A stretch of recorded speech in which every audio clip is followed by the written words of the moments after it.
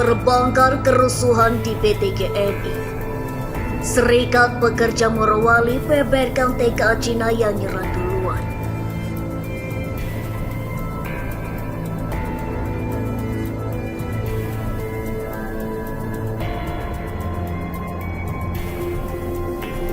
Eksklusif.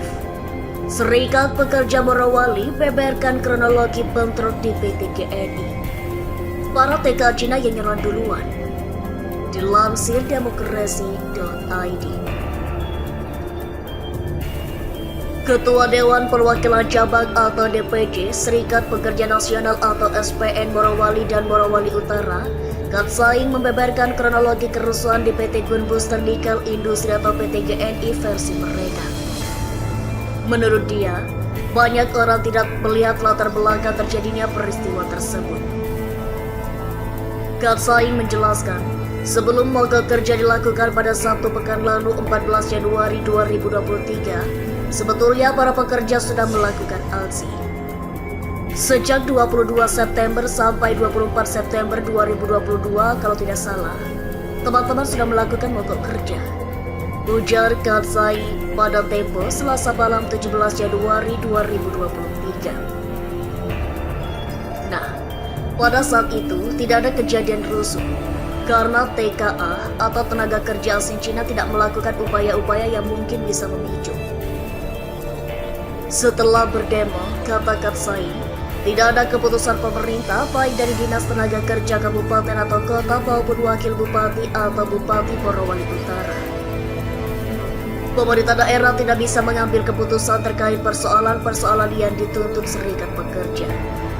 Yang bisa dilakukan hanyalah melakukan upaya mediasi.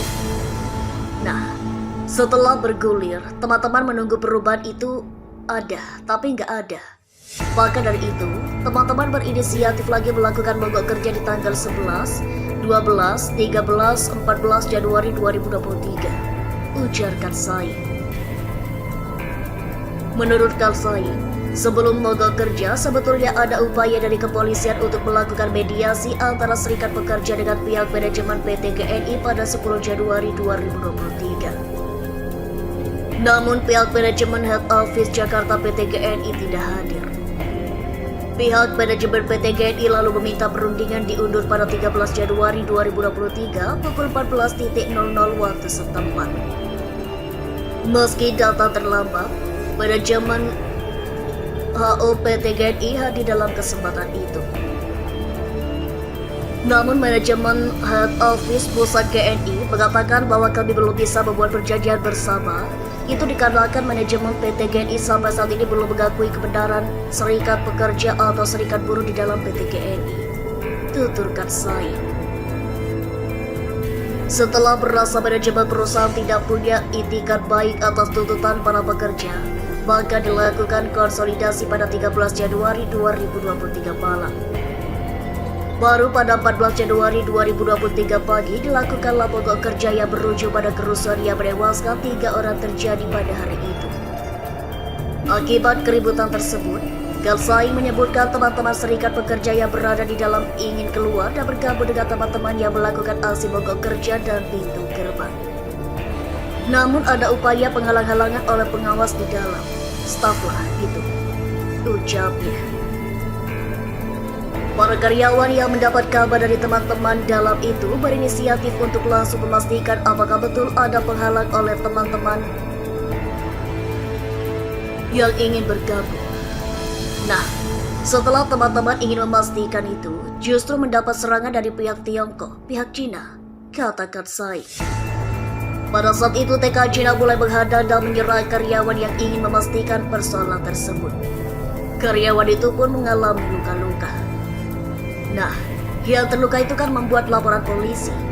Namun polisi sampai saat ini kan tidak menangkap si pelaku itu, pelaku kekerasan.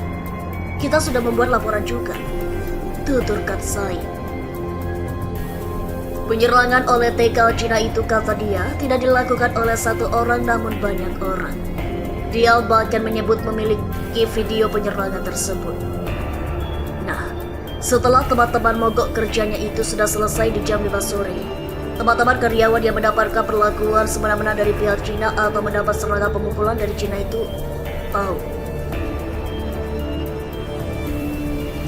Nah, muncul reaksi dari teman-teman, kok kita di kampus sendiri, kita kok malah dibeginiin. Padahal kita kan gak pernah memerangi Cina, ujar Katsai. Sebab kata Katsai, kalau teman-teman pekerja Indonesia ingin memerangi Cina sudah dilakukan sejak awal. Tapi yang terjadi adalah sebaliknya. Karena diserang, para pekerja berhasil menyerang balik pekerja Cina sampai terjadilah kerusuhan dan keributan yang mengakibatkan hilangnya nyawa pekerja. Tempo lalu menanyakan kembali apakah keributan tersebut dipicu oleh penyerangan TKA Cina. Katsai menjawab, iya, mereka yang nyerang duluan. Indonesia itu tidak pernah mau menyerang Cina. Ngapain? Seandainya Cina nggak menyerang, nggak akan terjadi apa-apa. Saya yakin itu, katanya. Lebih jauh, Katsai menilai manajemen PT GNI tidak bisa mengorganisir TKA Cina dengan baik dan tidak bisa memberikan pemahaman dengan baik. Dia pun memastikan pada dasarnya para pekerja asal Indonesia tidak benci dengan orang Cina. Kita ini tidak benci orang Cina. Ngapain kita benci? Justru mereka itu bila perlu kita rekrut dalam satu wadah serikat. Jika memang itu ada aturan yang mengatur. Karena mereka juga terzolimi. Tuturnya. Masalah ini sebenarnya sudah lama. Persoalan ketenaga kerjaan ini. Adapun bahasa-bahasa yang berkembang bahwa ada provokator dan sebagainya. Bukan mengarah pada persoalan. Karena kami melihat pemerintah berupaya mencuci tangan, lepas tangan terkait masalah persoalan ini, ujar Katsai. Tempo berusaha menghubungi PT GNI untuk mengkonfirmasi hal ini. Namun hingga berita ini ditayangkan, permintaan konfirmasi belum direspon. Tetapi PT GNI telah mengeluarkan keterangan resmi melalui laman resminya. Perusahaan juga menyatakan bahwa pemberitaan terkait pemukulan atau penganiayaan oleh tenaga kerja asing asal Tiongkok terhadap tenaga kerja Indonesia yang marak di media, termasuk isu terkait adanya kekerasan terhadap pekerja perempuan di GNI, merupakan hal yang tidak benar. Tulis Direksi PT GNI dalam laman resminya Senin 16 Januari 2023. PT GNI dalam keterangan tertulisnya juga meminta agar masyarakat berhati-hati dalam mengolah informasi atau berita yang beredar yang simpang siur yang berpotensi menimbulkan persepsi yang keliru. Mohon pada pihak terkait, pihak yang berwajib dan pihak yang bersangkutan untuk mengklarifikasi kebenaran berita ini. Kami hanya melansir dan memberitakan adalah